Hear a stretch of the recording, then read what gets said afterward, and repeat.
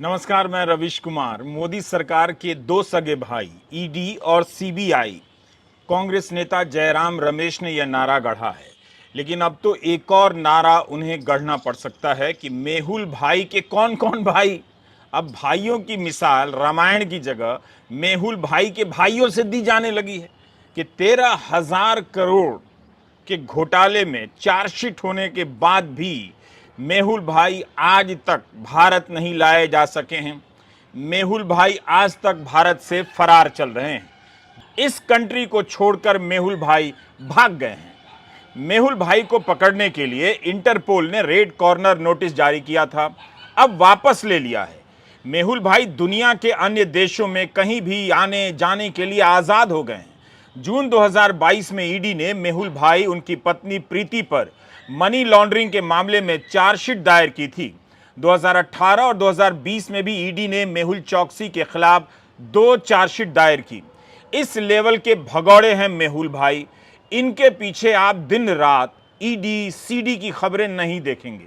मेहुल चौकसी को एंटीगुआ जैसे देश से नहीं लाया जा सका। 2018 से यह आदमी भागा हुआ है मगर पकड़ में नहीं आया। हिंदुस्तान टाइम्स के नीरज चौहान ने अपने रिपोर्ट में लिखा है कि भारत सरकार ने इंटरपोल के इस फैसले का काफी विरोध किया, मगर इंटरपोल ने सरकार के पक्ष से असहमति जताई। साथ ही चौकसी के इस आरोप को पहली नजर में सही पाया कि उसे भारतीय एजेंसियों ने अगुवा करने की कोशिश की थी और ये कि उसे भारत में निष्पक्ष ट्रायल नहीं मिलेगी। क्या इससे किसी की नाक नहीं कट रही है कि मेहुल भाई भारत से भाग भी गया और इंटरपोल को समझा भी ले रहा है कि उसे भारतीय एजेंसियों ने अगुवा करने का प्रयास किया, भारत में उसे फेयर ट्रायल नहीं मिलेगी। क्या इससे किसी की भावना आहत हुई? कानून मंत्री किरण रिजिजू का एक बयान ट्विटर पर पसरा पड़ा है। राहुल गांधी के संदर्भ में कानून मंत्री कह रहे हैं कि कोई बच नहीं पाएगा। जिन्होंने देश के खिलाफ काम किया है, कीमत चुकानी पड़ेगी। इस बयान को मेहुल भाई सुन लेंगे तो हंसते हंसते एंटीगुआ में हुआ हुआ करने लग जाएंगे। वैसे कोई वर्ल्ड हैप्पीनेस रिपोर्ट आई है, भारत पाकिस्तान और चीन से नीचे चला गया है। 137 देशों में 125वें नंबर पर आ गया है। रूस यूक्रेन में पिछले 1 साल से जंग चल रही है, फिर भी हैप्पीनेस इंडेक्स में इनकी पोजीशन भारत से बेहतर है। कैसे हो सकता है? रूस को 70वें और यूक्रेन को 92वें नंबर पर रखा गया है। इसलिए जरूरी है कि मेहुल भाई, नीरव भाई और जितने भी इस टाइप के भाई हैं यहां और वहां भारत आएं और यहां आकर यहां की जांच व्यवस्था पर जोर जोर से हंसें ताकि हैप्पीनेस रिपोर्ट में भारत की रैंकिंग ऊपर हो जाए। ये सारे नाम उस एक नाम से जुड़ते चले जाते हैं जो कभी भी इन नामों के बारे में नहीं बोलते हैं। सबका मालिक एक है, मगर ध्यान रहे आप उस मालिक का नाम ना लें, विपक्ष को ही लेने दें। गौर कीजिए कि कानून मंत्री ने राहुल गांधी के बारे में तो कह दिया, मगर अदानी समूह पर जो आरोप लगे उसे लेकर ऐसी बात नहीं कही उन्होंने कि कोई नहीं बच पाएगा।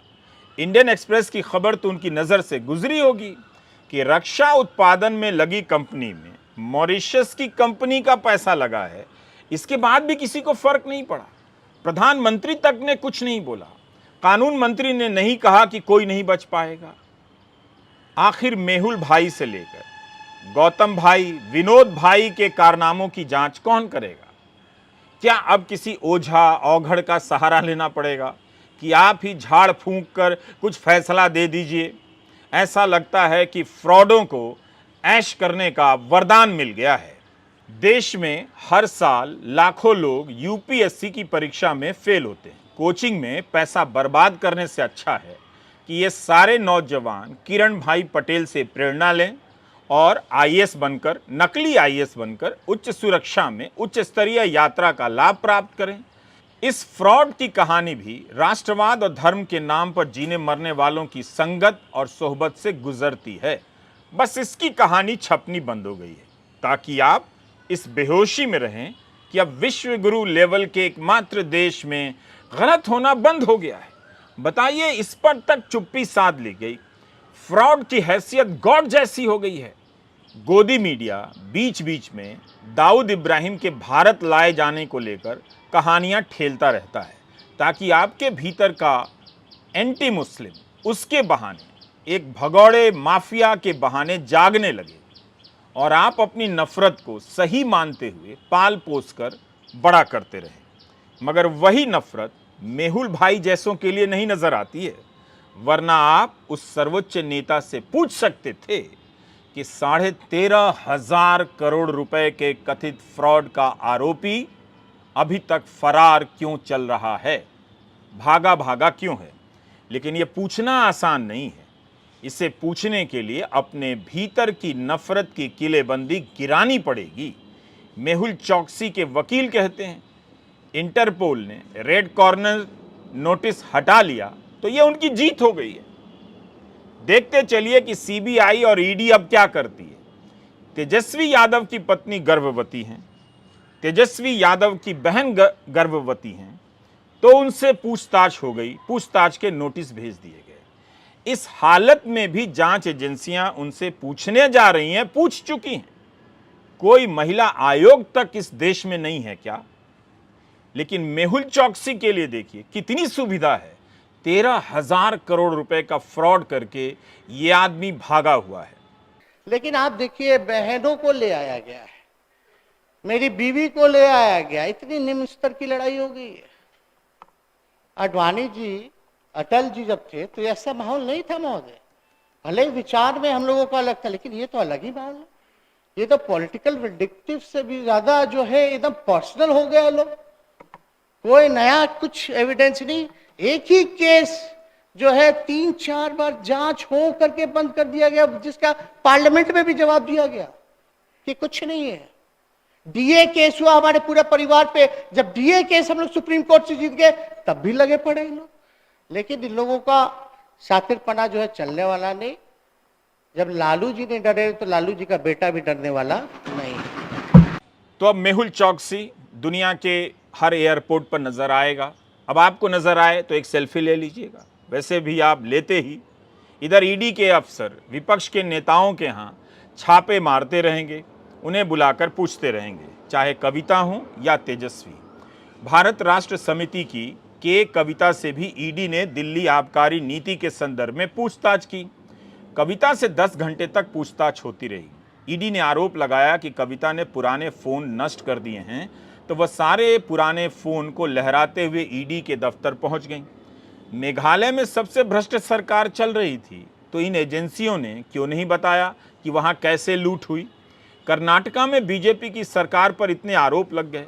विपक्ष का आरोप है कि इन एजेंसियों ने बीजेपी शासित राज्यों की तरफ देखना बंद कर दिया है। इंडियन एक्सप्रेस की एक रिपोर्ट है, 2014 के बाद नेताओं के खिलाफ ईडी के मामले में तेजी से वृद्धि हुई है। इनमें से 95% विपक्ष के खिलाफ मामले दर्ज हुए हैं। साफ दिख रहा है कि जांच एजेंसियों के सहारे विपक्ष को खत्म किया जा रहा है, एक तरह से लोकतंत्र को खत्म किया जा रहा है। ये बात आप भले लंदन में ना कह सकें, मगर भारत में कह सकते हैं। अदानी समूह पर आप जितने भी आरोप लगा लें, मीडिया रिपोर्ट में चाहे जितने भी नए नए तथ्य सामने आ जाएं, मगर प्रधानमंत्री मोदी भाषण देंगे मदर ऑफ डेमोक्रेसी पर। उधर मेहुल चौकसी 13,000 करोड़ का चूना लगाकर भागा भागा घूम रहा है। आप जानते हैं कि इंडियन एक्सप्रेस ने एक रिपोर्ट की, बताया कि एक रक्षा उत्पादन से जुड़ी कंपनी है।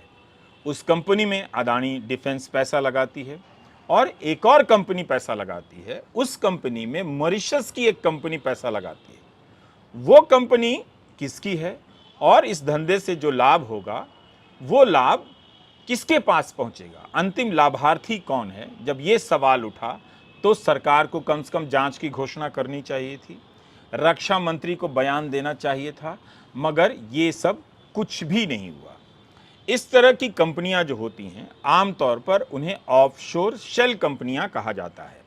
आज राज्यसभा में सरकार ने जवाब दिया है कि वित्त मंत्रालय के अधीन जो भी एक्ट हैं, अधिनियम हैं, उनमें ऑफशोर शेल कंपनियों को परिभाषित नहीं किया गया है और ना ही भारतीयों के पास कितनी ऐसी कंपनियां हैं इसकी कोई संख्या है। अब आप 2018-19 की खबरों को पलटिए। जिसमें सरकार के मंत्री सीना तान कर बता रहे हैं इतने लाख शेल कंपनियों को पकड़ा गया और बंद कर दिया गया। तब भी ये बात उठी थी कि ऑफशोर कंपनियां क्या हैं, शेल कंपनियां क्या हैं, इन्हें परिभाषित नहीं किया गया है। तो 2018 से 2023 आ गया, ये मूल काम क्यों नहीं हुआ? क्या ये छेद इसलिए छोड़ दिया गया ताकि समय आने पर किसी को बचाया जा सके? इस बात का आपको ध्यान रखने की ज़रूरत है। क्या ये वजह हो सकती है कि अदानी समूह पर जब आरोप लगे तो सरकार ने जांच करने की कोई सक्रियता नहीं दिखाई?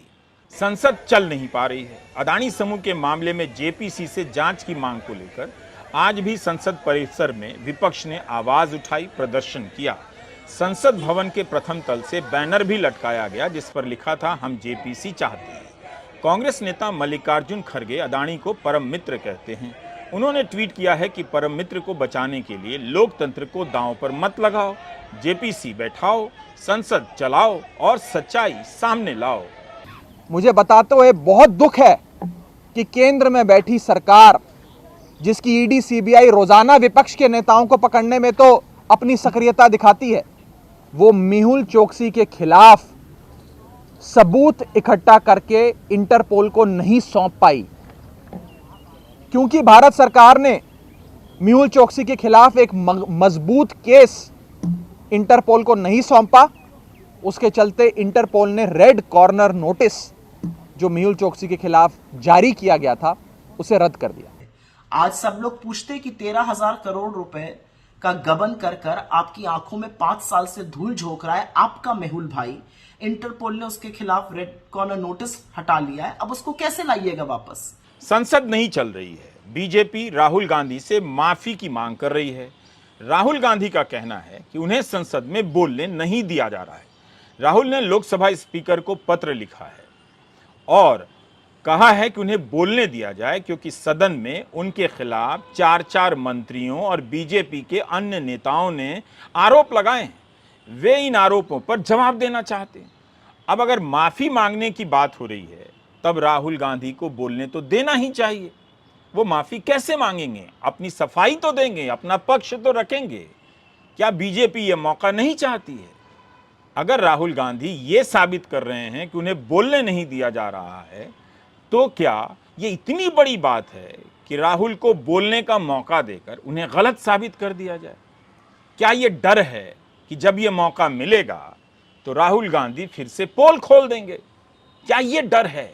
इस डर को ईमानदारी से स्वीकार करने की जरूरत है या इसे दूर करने की जरूरत है ताकि संदेह खत्म हो जाए। इस बीच ट्विटर पर 2 सांसद भिड़ गए हैं, तृणमूल कांग्रेस की महुआ मोइत्रा और बीजेपी के निशिकांत दुबे। इन दोनों ने इतनी ही तो शालीनता बरती है कि दोनों एक दूसरे का नाम नहीं लेते हैं मगर इशारे में साफ साफ बता देते हैं कि किसके बारे में बात हो रही है। महुआ मोइत्रा ने 14 मार्च को ट्वीट कर किसी सांसद की डिग्री फर्जी होने का इशारा किया। 17 मार्च को महुआ ट्वीट करती हैं कि 2009 और 14 के अपने हलफनामे में माननीय सदस्य ने दिल्ली यूनिवर्सिटी से पार्ट टाइम एमबीए करने का दावा किया है। कृपया नोट कीजिए, 2019 से पहले अपनी शैक्षणिक योग्यता की पूरी सूची देनी होती थी। 27 अगस्त 2020 को दिल्ली विश्वविद्यालय ने अपने लिखित जवाब में कहा है कि इस नाम का कोई भी उम्मीदवार 1993 के साल में किसी भी एमबीए कोर्स में ना तो एडमिशन लेता है और ना पास होता है। आरटीआई में भी इस जवाब का दावा किया गया है। 2019 के हलफनामे में माननीय सदस्य ने एमबीए का जिक्र ही नहीं किया। इसकी जगह केवल यह लिखा है कि 2018 में राजस्थान की प्रताप यूनिवर्सिटी से प्रबंधन में पीएचडी की है। महुआ मोइत्रा लिखती हैं कि कृपया नोट कीजिए कि यूजीसी के तहत डीम्ड यूनिवर्सिटी से कोई भी तब तक पीएचडी नहीं कर सकता जब तक कि उसके पास मास्टर की डिग्री ना हो। यही नहीं, प्रताप यूनिवर्सिटी के लिए अपने पीएचडी आवेदन में माननीय सदस्य दिल्ली यूनिवर्सिटी से एमबीए का जिक्र तक नहीं करते, बल्कि इसकी जगह लिखते हैं कि 2013-15 के बीच प्रताप यूनिवर्सिटी से ही एमबीए किया है। महुआ ने पूछा है कि क्या 1993 में दिल्ली यूनिवर्सिटी ने एमबीए की डिग्री जारी की थी? यही नहीं, मैं देखना चाहूंगी कि प्रताप यूनिवर्सिटी में माननीय सदस्य की हाजिरी का, अटेंडेंस का रिकॉर्ड कैसा है। 2013-15 के बीच उन्होंने फुल टाइम MBA कैसे कर लिया, जबकि इस दौरान वे सांसद थे। महुआ चाहती हैं कि लोकसभा में उनकी हाजिरी और प्रताप यूनिवर्सिटी में उनकी हाजिरी को मिलाया जाए, लेकिन प्रताप यूनिवर्सिटी की डिग्री में तो क्यूमुलेटिव की स्पेलिंग भी गलत लिखी गई है। महुआ एक और ट्वीट में कहती हैं कि 2009 के हलफनामे में माननीय सदस्य की उम्र 37 साल है, 2014 के हलफनामे में 42 साल है। दोनों ही हलफनामों के अनुसार मैट्रिक पास हुए हैं 1982 में। तो क्या 10 साल की उम्र में मैट्रिक पास कर गए? अब यह सवाल किससे पूछें? एक सांसद की डिग्री को लेकर पब्लिक में गंभीर सवाल उठा रही हैं। तो ऐसे में क्या होना चाहिए था? यही कि जांच होनी चाहिए थी और बता देना चाहिए था कि महुआ मोइत्रा के आरोपों में दम है भी या नहीं। महुआ भी अपने ट्वीट में आक्रामक नजर आती हैं, तो जवाब में निशिकांत दुबे भी कम आक्रामक नहीं है, मगर दोनों की भाषा में बहुत अंतर है। धर्म और राष्ट्रवाद की राजनीति के दौर में किसी को इस भाषा का अध्ययन तो करना ही चाहिए। निशिकांत दुबे एक ट्विटर में महिला सांसद पर झूठ बेचने के आरोप लगाते हैं। महिला सांसद बाकायदा सांसद हैं, मगर महुआ को तथाकथित महिला सांसद लिखते हैं। RTI को तथाकथित बताते हैं, जिस पते पर पत्र गया है कहते हैं वो पता ही नहीं है। निशिकांत दुबे अपने ट्वीट के साथ कुछ दस्तावेज भी लगाते हैं।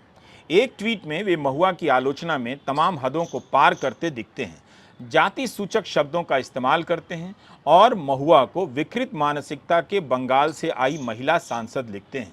पूरे बंगाल को ही क्या उन्होंने विकृत मानसिकता वाला कह दिया है? महुआ को वैशाली की नगर वधू तक कह दिया है। यही नहीं, सांसद मानसिक रोगियों के प्रति असंवेदनशीलता का प्रदर्शन करते हैं। निशिकांत दुबे ने 2020 का चुनाव आयोग का एक पत्र ट्वीट किया है, जिसमें लिखा है कि महुआ मोइत्रा के लगाए आरोपों में दम नहीं है, इसलिए आगे की जांच नहीं कर रहे हैं। एक सांसद की डिग्री कथित रूप से फर्जी है। उन्होंने हलफनामे में कथित रूप से झूठ बोले हैं, गलत जानकारी दी है, इसका दावा दूसरी सांसद कर रही हैं। मीडिया में कहीं भी इन आरोपों को लेकर आगे की विस्तृत रिपोर्टिंग नहीं है। दिल्ली पुलिस चाहे तो महुआ मोइत्रा के घर जा सकती है, जिस तरह से राहुल गांधी के घर गई, और न्याय दिलाने के लिए इन तथ्यों को मांग सकती है, या बिना उनसे पूछे हलफनामे ही तो देखने हैं, प्रताप यूनिवर्सिटी और दिल्ली यूनिवर्सिटी की डिग्री की तो जांच करनी है, ये सब दिल्ली पुलिस कर सकती है। हमारा सवाल है कि क्या बीजेपी से संबंधित किसी पर जब भी आरोप लगेगा कोई जांच ही नहीं होगी? अदानी समूह पर जब भी आरोप लगेंगे क्या कभी जांच ही नहीं होगी? तब फिर एक नया कानून बनाया जा सकता है। इस कानून में साफ साफ लिखा हो कि अदानी समूह पर आरोप लगाने में आप अपना कीमती वक्त बर्बाद ना करें, वरना आप जांच एजेंसियों को लगाकर बर्बाद कर दिए जाएंगे।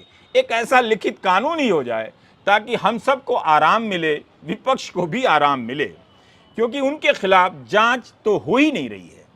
इतनी गर्मा गर्मी के बीच सबका मेहुल भाई रेड कॉर्नर नोटिस हटवा लेता है। क्या इससे हमारी नाक नहीं कटी होगी? किरण भाई और मेहुल भाई के इस देश में आप लोग अपना ध्यान रखिएगा। नमस्कार, मैं रविश कुमार।